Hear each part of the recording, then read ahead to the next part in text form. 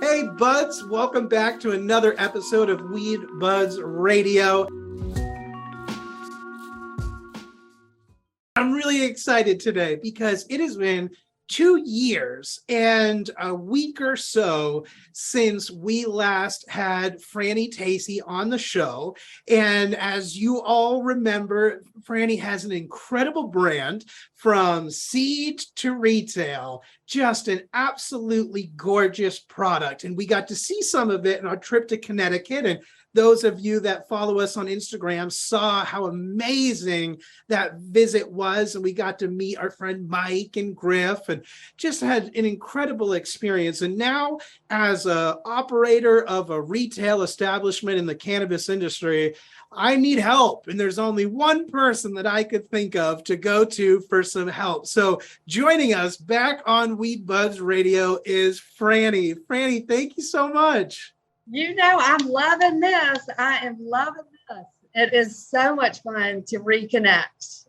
It's been incredible. I can't believe that the first time I saw you, you were speaking virtually at a conference because the pandemic had hit and we couldn't do anything anymore.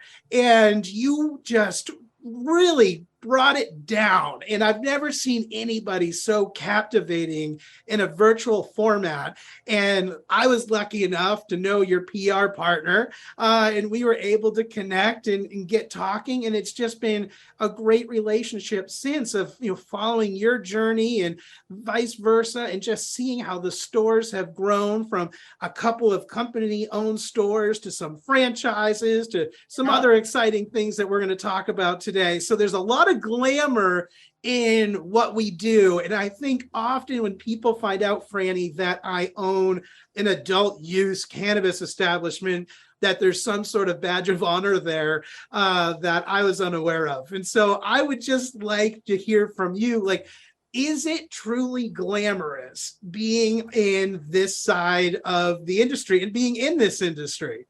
Because you make it look such. Oh, you are so sweet. You see, I'm like absolutely cracking up.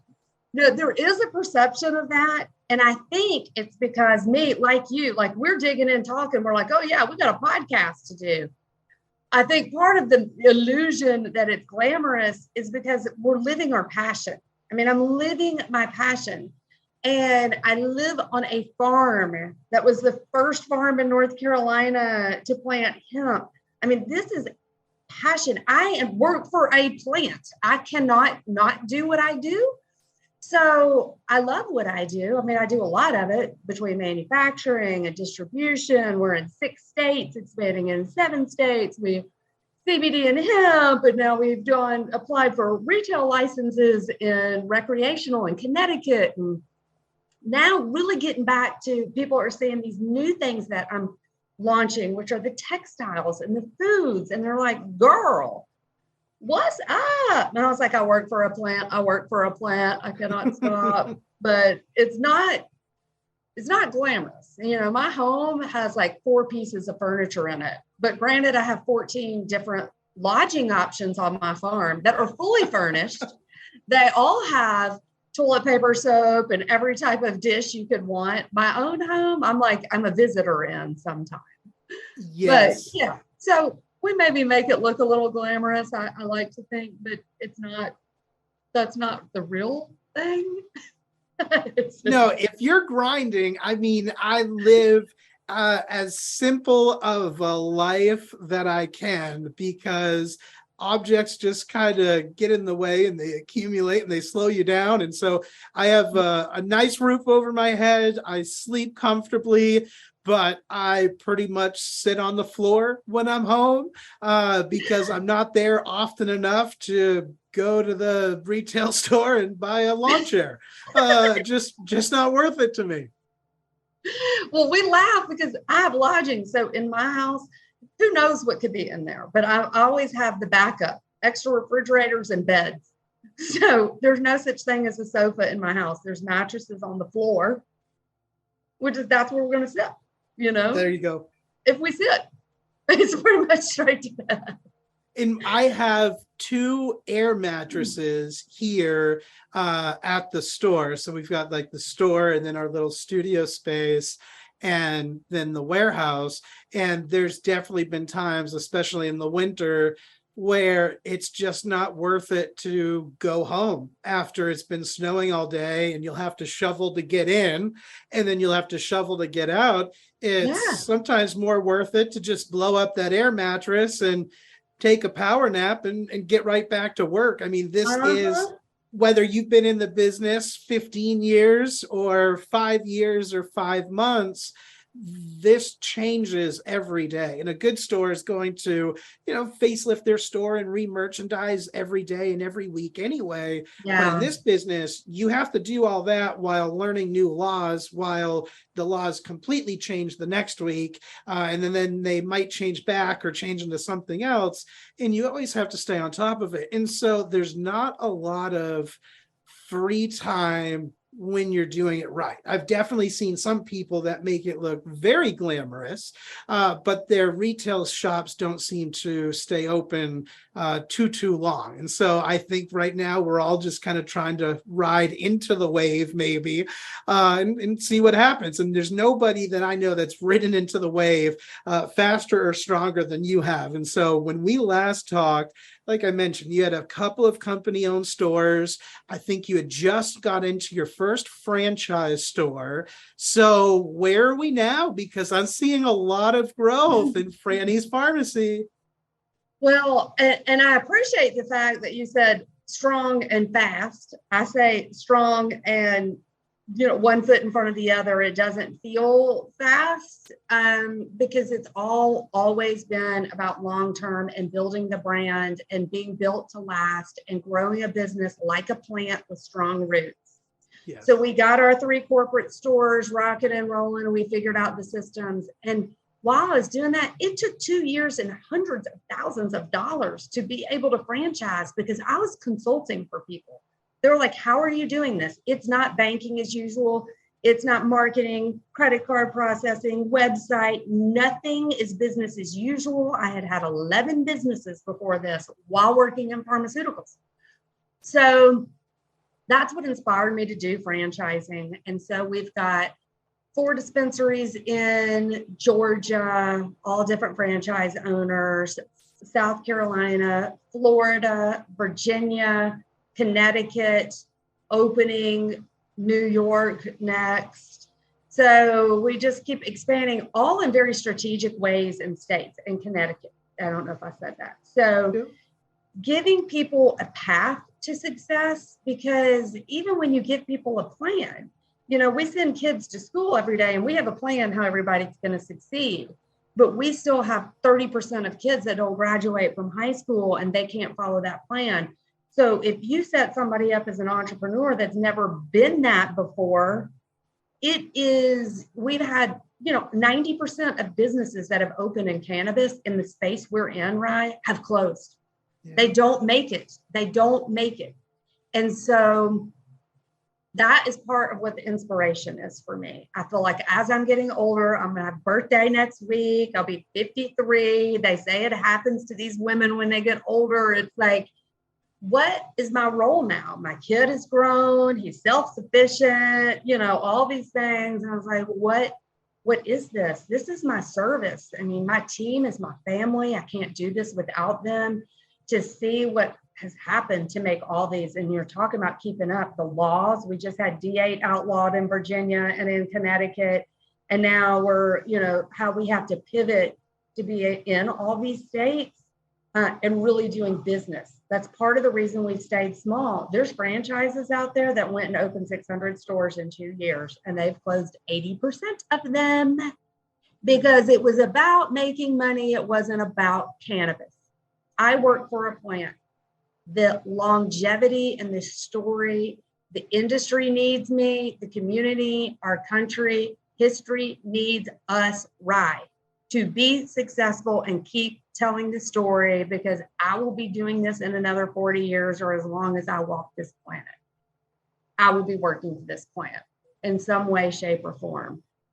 So destigmatizing, educating while remaining profitable in business and making money while developing and offering a service is the greatest gift that I could do to wake up every day to.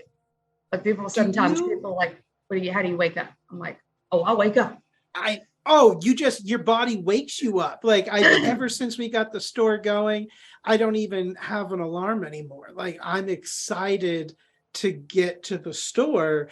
And you mentioned running these businesses profitably, because that's the biggest challenge. It's really easy to throw up a cannabis store and have people come in and appreciate what you have to sell.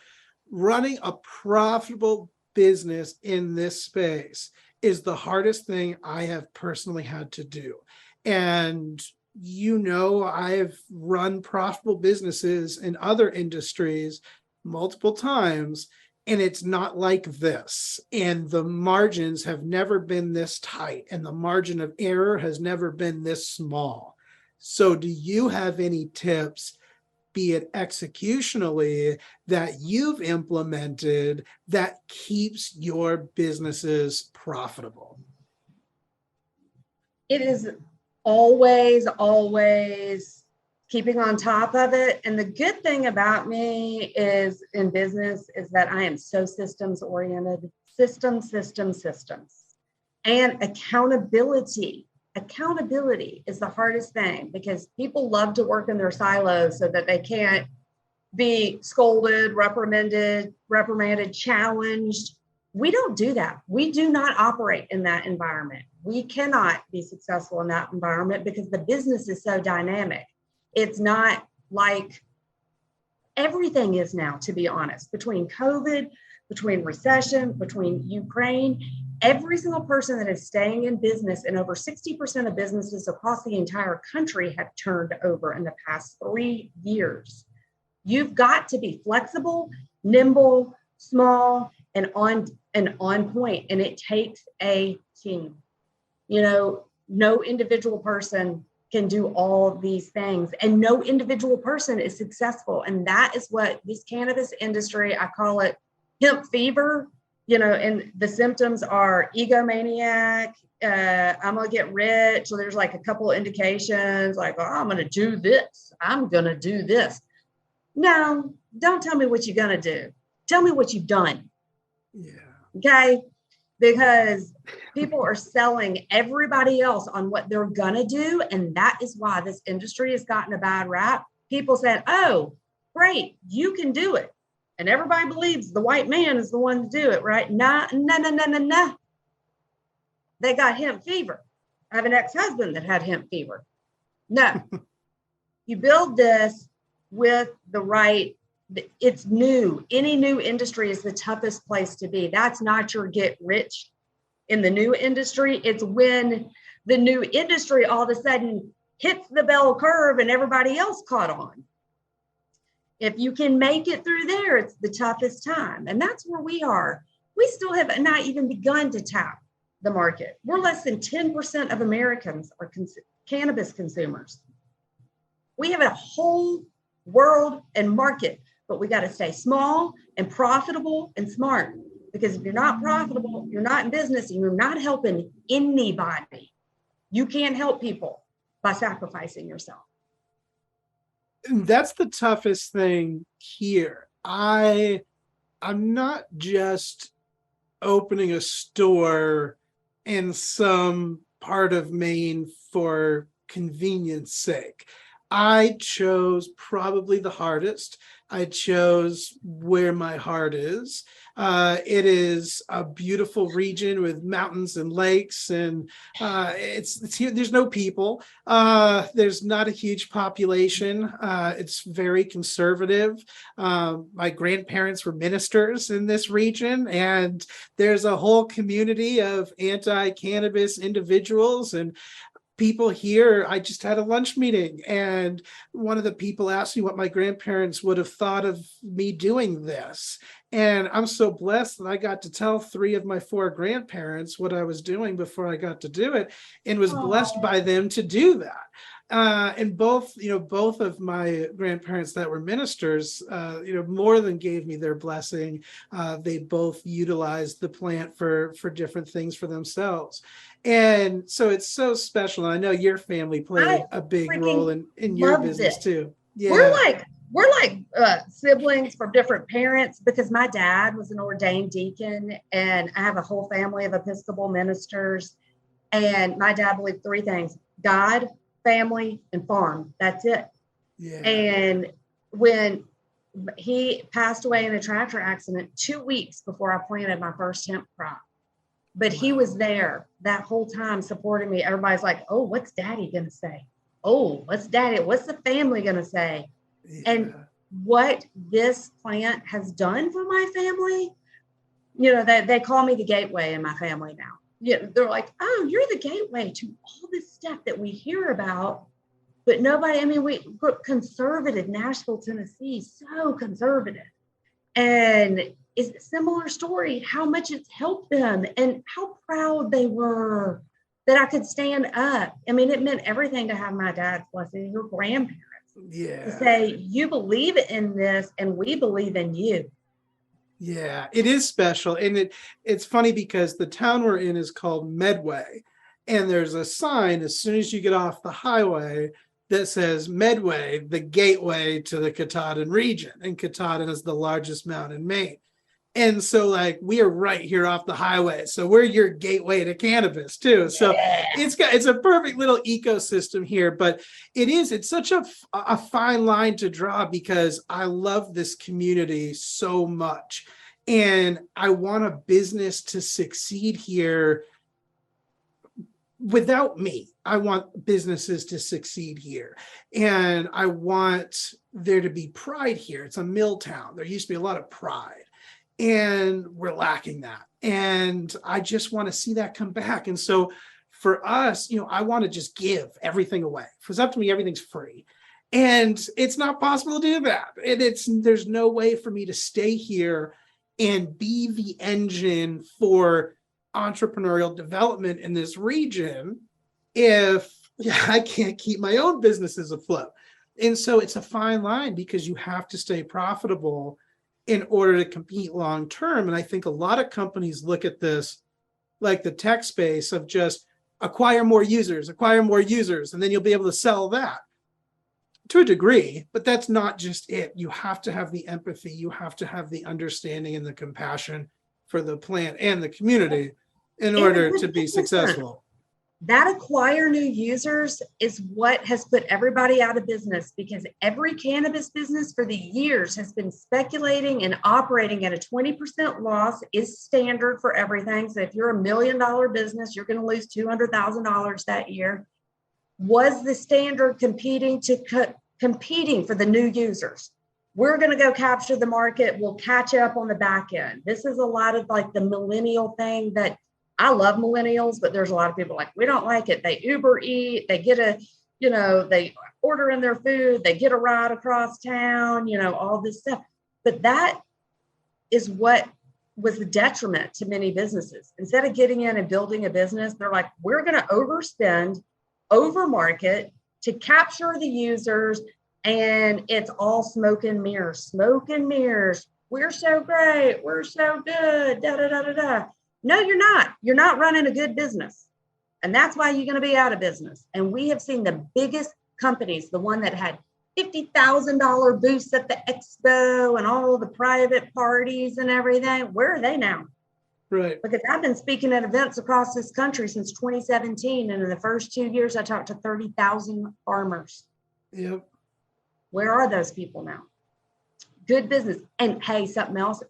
If the USDA, I'm celebrating my 10-year anniversary on the farm. So it was long before hemp was legal. And when I got my loan, it was a USDA loan. And I'm a shepherdess, according to the USDA, for Katahdin sheep. So I know all about Katahdin Mountain. Yes, it's a hair sheep, a meat sheep. So we have sheep on our farm. But no kidding. That's so cool. Well, you need to get up here and visit anyway. So I would love to. In the summer months, please. Well, it's 92 right now, so I feel like that's probably fairly accommodating to what you want, but not me. That is way too hot for us. So I want to ask you, because I was talking to a mutual friend of ours, and he shared a rumor with me that you've got some really cool things going on with Franny's Farmacy. I don't want to say in a traditional sense, because there's nothing traditional about what we do, but outside of the retail and the manufacturing space, and that you were exploring an opportunity in another market, but still under Franny's Farmacy. So do you have any truth to this rumor? I heard that it might be a food truck of sorts, or... It's so freaking cool. Yes. So Franny's is, as we've been evolving, it's really the brand. The first year I planted was for food and fiber. Guess what? I keep talking about business and going back. There's no business in that, right? So we explored the medicinal path, which made perfect sense. I was in pharmaceuticals, but my love and my passion, and we keep coming back to this, is food. And so we have Franny's Pasta and Prana, which prana is breath. Pasta and Prana is our new food truck. But the story is, I got divorced. Never swore off every man ever on the face of the planet. And, you know, it's like as soon as you say you swear them off, they're everywhere. And I was like, oh, gosh. But then fell in love with my best friend, who is also my yoga teacher and a pasta man. And as a gift of love to me, he put hemp in pasta. He makes pasta and he sells it at the market and he teaches yoga. And I said, honey, I love you, but I don't like pasta. You know, I'm not going to I'll be sitting on that all day long and wearing it on my thighs, and it doesn't feel good. And I'm very gluten intolerant. And he put hemp in there. And I was like, how did you do this? He's like, well, I spent $20 on 1 pound of hemp and we made this. So the past year has been this introduction of how do we put hemp into pasta? What's the nutritional information? How do we scale up? How do we manufacture it? I've been running around to all these events. Like when we were at NOCO, we bring our cooler bag with us and filled with hemp pasta, and Dan Herrera and all our other buddies are eating this hemp pasta. They said, we need you to go cook some of that marijuana mansion. So we show up there for a party and everybody's like, we love this. We want this. And I was like, I know. That is so cool. It's coming. I mean, a year, it takes so long for people to do what we do. And so sometimes, I mean, it's a lot of pressure because people expect a lot from me. They're like, oh, Franny, you're doing it. Should be 5-star. And why haven't you done this, this, this? And I was like, hey, this takes a lot of courage to do what I'm doing. And this is a passion project. And it's one foot in front of the other. And just last week, we officially launched it. Amazing. I'm going to need some pasta. The Love Shine Play Festival, which is a yoga festival. So they're all into the health and nutrition. And like one little serving of pasta with hemp in it, hemp flour, FLOUR, the superfood, high in omegas, and has 20 to 25 grams of protein. It's a superfood. That's the amazing. gnocchi has 25 grams of protein because it has eggs and some cheese in it. But the regular cut pasta, 20 grams of protein. It is amazing. I had 2 people from the press show up today to interview me about this pasta. They're like, what's going on? Why have we never heard about it? I said, because it doesn't exist. It doesn't exist. 5 years ago, it was illegal to even grow hemp for food. And so I was the first person in the country to do a TED Talk on hemp in 2018. Hemp is a crop. What is hemp as a crop? I'm a farmer. I love to farm. I love food and land. The only crop that could feed, clothe, shelter, and provide medicine. Well, as a businesswoman, I had to take the medicinal route. As a businesswoman building a brand, we need to continue to let people know how amazing hemp is. So this, by introducing the superfood, and we have other things that are infused. You can get CBD oil on it. You can do this infusion. It is opening. People are floored educated, smart people are like, what do you mean hemp for food? We see it, but they think edibles is the biggest division, right? Before this, we were having business talks. What's your top sellers? What's the market? There's now stores that are opening, they're only edibles. They don't have vapes, they don't have anything, just edibles. And so the community in our society, as we're educating and destigmatizing cannabis, they think that all food has THC or CBD in it. Right. Now we get to distinguish the superfood. So this, I don't know if you can see it. That's a little picture. We got a little Buddha sitting on our food truck. And it's pasta and prawn. And there's our menu. It's super simple. It's build your own pasta bowls. You either get zucchini noodles, cup pasta, or gnocchi. You pick a sauce. I was out tiptoeing through my farm. Granted, it was 5:30 in the morning. I was exhausted. Cutting basil to make pesto to serve the people. And I had, a religious experience with my land and with the most important thing we do, which is feed ourselves. Everything we put in our mouth, it's either medicine or poison. And that is also this food. So I'm so excited. We've had restaurants that are like, we want to order cases. I'm like, whoa, dude. It's frozen fresh. This is how we make it. I don't even know how to ship it there. We're not there. We just started small. That's amazing. Oh, what a cool product. Yeah.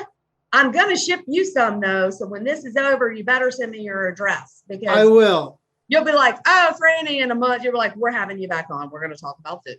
Yeah, we're gonna. Well, I mean, Franny's restaurant is the next obvious choice. So I mean, there's got to be a food Franny's market Cafe. and all that. Yeah, that's what I'm saying. Well, Franny, it's always so amazing. What's that? I said we have lemon lavender cookies and tahini cookies. People are freaking out. We're really building the foods division. I'm gonna send you a sample pack, and you're gonna. I can't wait because when we were in Connecticut, I mean, we tried a little bit of everything. We tried the gummies. It was funny, but it wasn't funny. Brooke threw her neck out like that morning. And so, we're going to, meet Griff and the team, and her neck's just, I felt so bad. Like she could not walk without, I just truly her whole body clenching. And, so like we got some of the lotion and it helped. And we had a nice lunch, right there with the whole team. But yeah, so we definitely tried the creams and definitely could provide a great testimonial for that. She absolutely loved it and felt great. But it's so incredible. And I love, and we'll definitely have to not wait 2 years before we have you on next time. But in the meantime, what's the best way for everyone to follow you and stay connected? So if you look up Franny's Farmacy, Farm, obviously, Farmacy, anywhere on social media, our website, frannysfarmacy.com.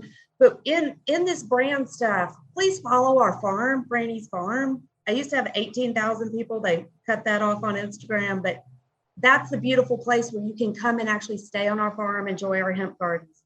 And Franny Tacy, myself, I also have a whole bunch of stuff that's really fun.